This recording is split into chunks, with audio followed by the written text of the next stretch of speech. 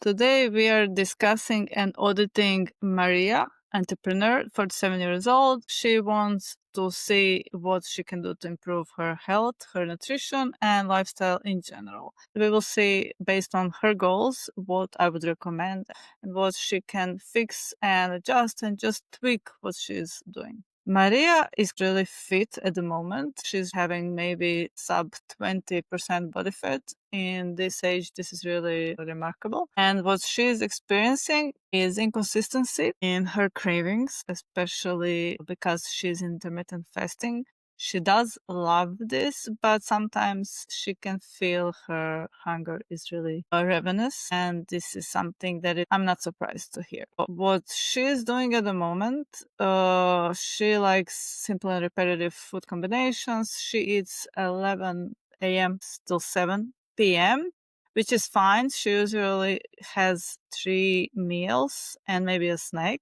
I usually don't change if somebody has preferences already because we can work with it. She does have some problems with trying to keep up with the training and just her job requirements and having energy, and also just being able to sustain it while remaining lean all year round. She experiences high adrenaline during the day with crashes, and also she experienced low libido at times. She said that after she has a really hard gym day, she trains 2 to 3 days a week. She experienced really high hunger. So this is a problem for her, in her words. So we will have this in mind. She is active, but she doesn't really track her movement. She gave me 3-day log of food. She captured some pictures, so we will go through that next. Okay.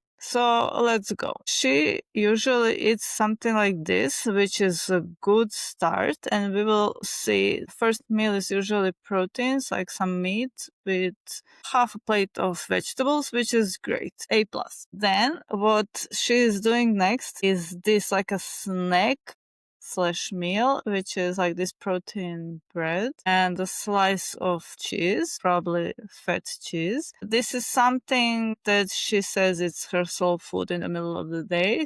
Then some pistachios. She also had an egg or 2 with some cheese, hard cheese, and a little bit of vegetables with a side salad. This is kefir with some nuts and also some mixed berries. And this is a protein shake.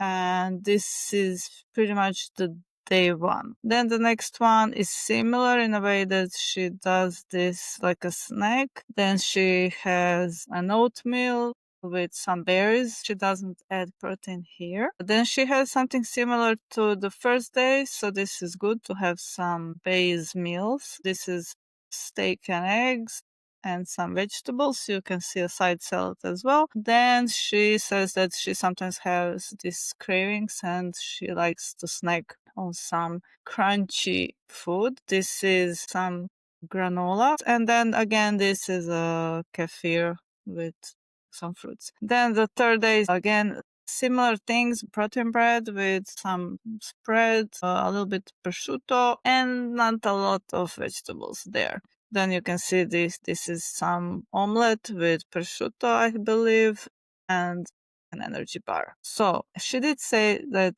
she's usually better with her nutrition, but what she experiences most is those hunger spikes. And this is something I'm not surprised because she's really at the low body fat level.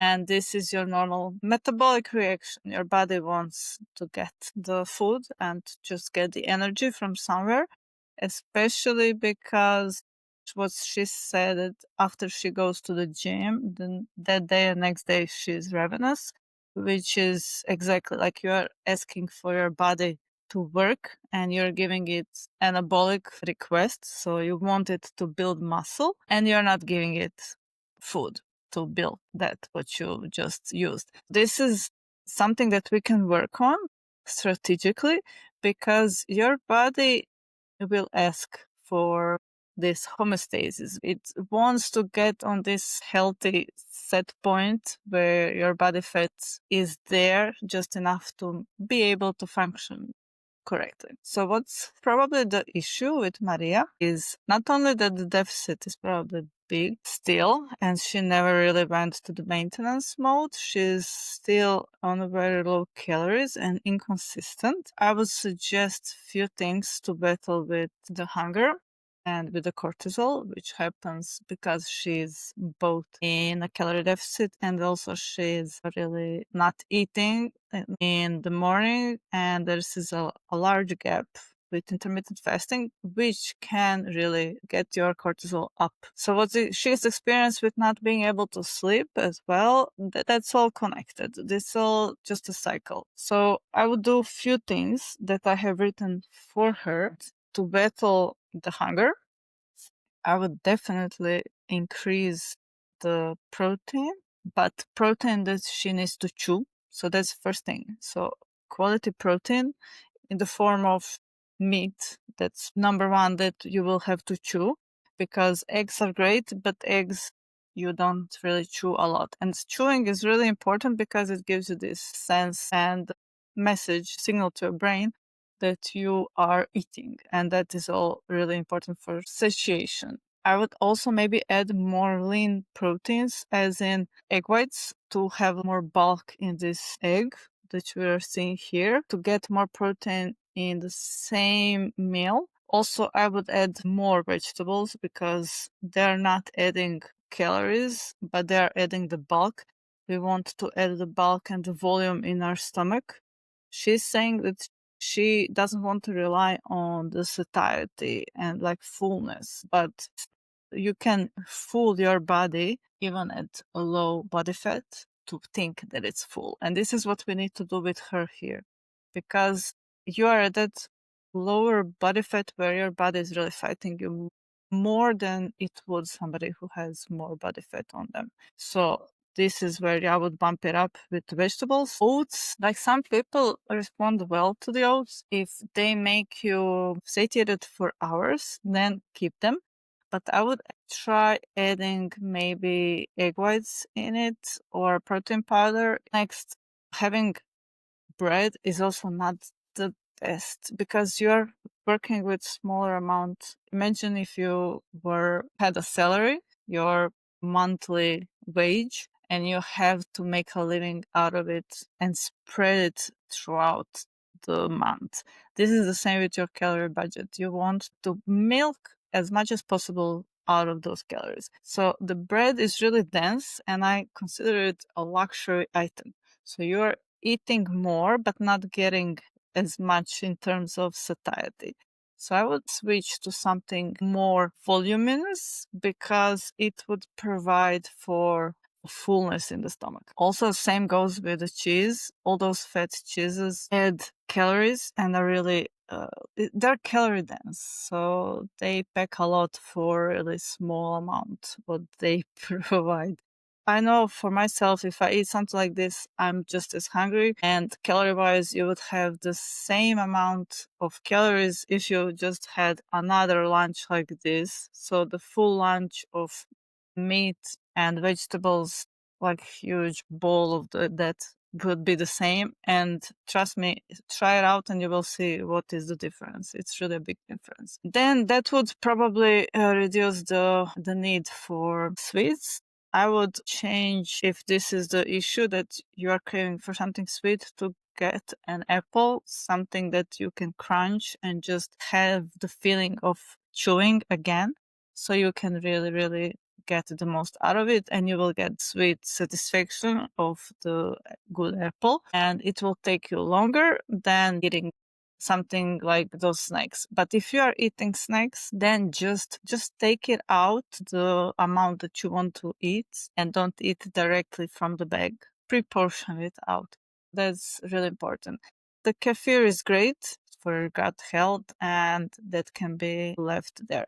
All the other days, I would apply the same because, again, the bread is not really adding a lot. I would rather have her eat meal and just prioritize protein and a lot of vegetables to really bulk up the meals. Raw energies, again, those bars pack more than this whole meal. You think you're eating less, but you're eating the same. So you're better off eating the whole portion, just a full meal, than to just snack. So that's regarding the volume. Another thing is strategic for the sake of not getting those hunger pangs is she could add a protein drink after workout because she's working out in the morning, not eating a few hours after the workout.